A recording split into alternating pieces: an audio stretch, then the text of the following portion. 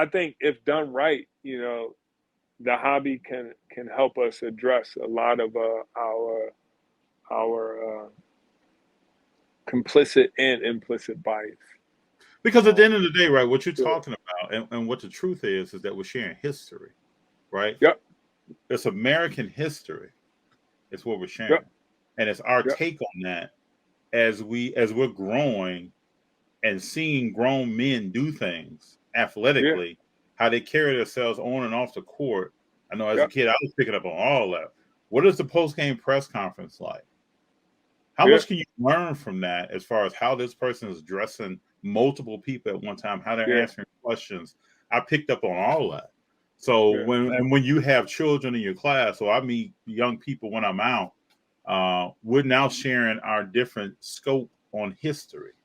You know, Yep. if we're talking about from LaMelo Ball, Michael Jordan, Oscar Robertson, whoever it may be, Yeah. Jim Brown, whoever it may be, we're talking about history right there. My Yeah. father would tell me stories about like Jim Brown when he was in college Yeah. and how they would listen to the And games on the radio and yeah. all that. It's just a scope of history right there. And those type of deposits like break down barriers. They break down stereotypes. They break down how we see each other. Yep. They create understanding. Um, they they allow us to thrive in uncomfortable conversations or be comfortable in uncomfortable conversations. They help us get a better understanding of the world, whether we agree with each other or disagree with each other. Mm-hmm. Um, and I think the hobby can play a role in that space. And I also think the hobby suffers from like the good old boys club.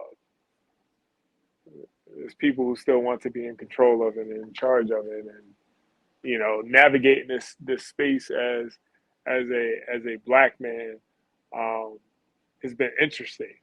Um, and a lot of the conversations that I've participated in Clubhouse and uh, just a lot of conversations that I've had in general about like I tell people like I'm an educator. I have a trained eye to see like inequity and what it looks like, feels like, and sounds like. Um, and like even in these spaces at card shows, like there's times when I'm like the only black person in the room. Mm-hmm. You know what I mean? And like Oh yeah. I intentionally in my own practice, like I have this thing on like my content schedule where like I showcase my slab of the day. I do it, on Thursdays. Mm-hmm. And I go to various like neighborhood courts throughout my city and other communities, and I take a picture of the card on the court or the baseball field. Okay. And I do it intentionally because, like, one, I want people, especially kids, when I'm in like certain neighborhoods, I want kids to see that and get intrigued about it, or like have their curiosity peak and like, hey, what's that? What are you holding? Oh, this is a card. Like, you know what I mean? Mm-hmm. And like when we think about things like access and like making sure the hobby stays young and making sure like kids of all backgrounds can participate and engage in this space. Like I think the people who are in charge of the hobby need to recognize like how can we truly sustain the hobby and making it more equitable, and what can we do to make sure not only our target market can enjoy it, like older guys like us, but But that really, younger everyone. generation Yeah. or kids who aren't exposed to it, like a kid like me being 12 and 13 years old, I had to walk away from the hobby. How can we get those kids involved into the hobby so that way they can keep their innocence, or they keep that purity of being a kid and being and engaged and tuned to this space. Um, and I think it's so much untapped potential and like figuring that out. I know the answer to it. Um, but I always wonder, like, do people care? You I know? wonder that as well Yeah. because Um, we told stories here about going into retail. and kind of how Yeah. we got introduced to some things. If a child now is 8 to 12, 7 to 12, and they don't have a LCS by them, they don't know what a hobby shop is. I remember a point in my life, I didn't know what a hobby shop was. And No, then I I had had, no recollection of it. I'd never You walked know. into one, Yeah. but I still was collecting cards. So if in today in 2022, 2023, where does that child go?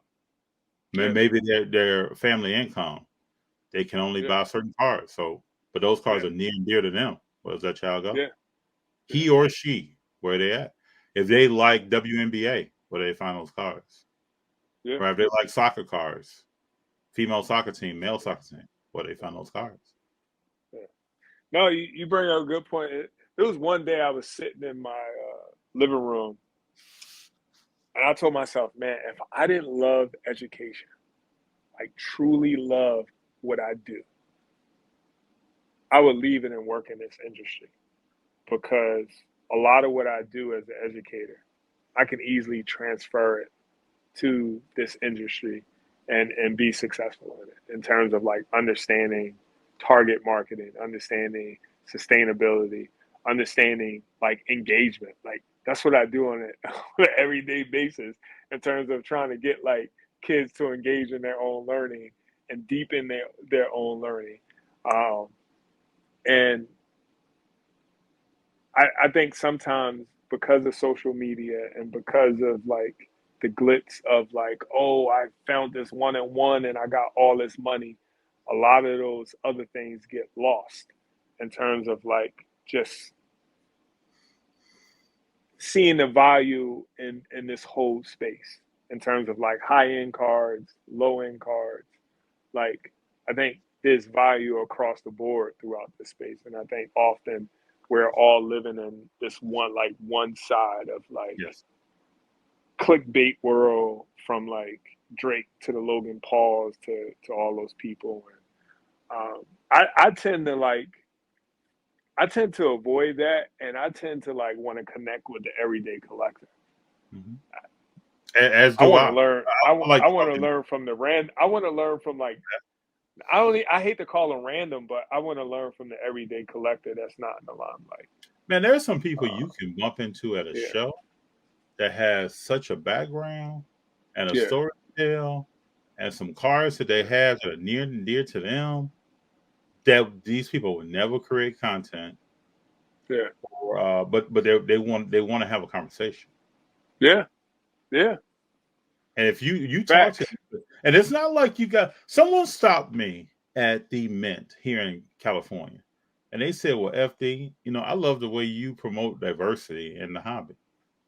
And I thought quickly about that, and I said, "Well, I appreciate your feedback, but let's do a 360 right now." Him Yeah, and I, we did a 360 right, standing right there. I yeah, said, "Everybody that you see on my show is in this show right now.